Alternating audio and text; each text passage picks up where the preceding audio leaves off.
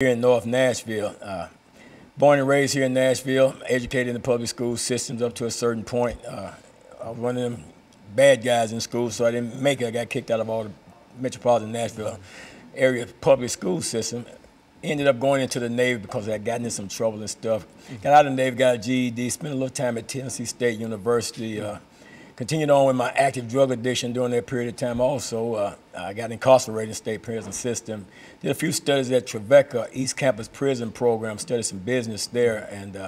But I never got a degree in anything. Got out. Later on, I did some business courses at Edmondson Junior College, and that little school folded up and everything. But I've been fortunate enough, Dr. Haney, although I don't have a degree in anything, but I've been fortunate enough to be around and associate with people that are very knowledgeable and that do have degrees. And I find myself sitting here on this stage right now between two young men with doctorates.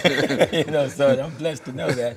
And also to be able to introduce a dear friend of mine that I met some years ago, Bishop Dr. Alvin E. Miller, Sr., who's definitely a great man of God, has written a book and taken on a challenging subject that I know that probably caused the loss of a lot of friends and everything. And I'll let him tell you more about who he is and where he comes from. This is Bishop Dr. Alvin E. Miller. Bishop, why don't you tell us something about yourself? Thank you, Dr. Haney and Pastor Walker. My name is Alvin E. Miller. I'm the pastor of the St. John Missionary Baptist Church in Clarksville, Tennessee. I'm originally from Fort Pierce, Florida. I grew up as a migrant child on migrant labor camps in Florida. When I was a child, a young man, I also was a delinquent, in trouble with the law a lot, and I flunked the first grade. Was sociably promoted to the second, third, fourth, fifth, and sixth grade, as well as the seventh grade. Never went to the eighth grade. Skipped over the eighth grade and went directly to the ninth grade. And so once I played football in high school in Florida, and I went to Eastern Kentucky University, where I received a BA in sociology.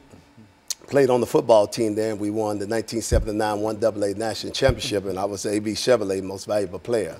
In 1985, I enrolled in the Southern Baptist Theological Seminary in Louisville, Kentucky, and I received my Master of Divinity. And in 1999, I graduated from Oral Roberts University with my Doctor of Ministry.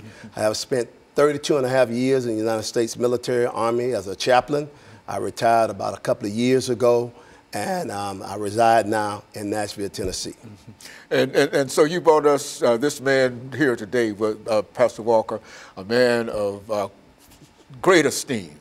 Bishop in a church, to talk about and looking at your background, Reverend, I can understand that you understand where you came from, where you came from, and I think that all of us can say essentially the same thing. And I think it's an encouragement to a large number of young people who might be able to see us this morning to know that no matter what the situation might have been or might be, that all you have to do is persist. And I think that the two of you represent what we are dealing with this morning, that it is possible to overcome anything and that there's nothing impossible when you decide to put God in the situation with you. And so what we're going to do, Bishop, we're going to take this first commercial break. And we're just delighted that Pastor Walker was able to bring you by with us, but we're going to take this first commercial break, and we're going to have a 2-minute break, and we're going to come back and we're going to give you 8 minutes. We're going to start off with Pastor Walker, and we'll give you 8 minutes to talk about your book, yes, sir. Women in the Ministry,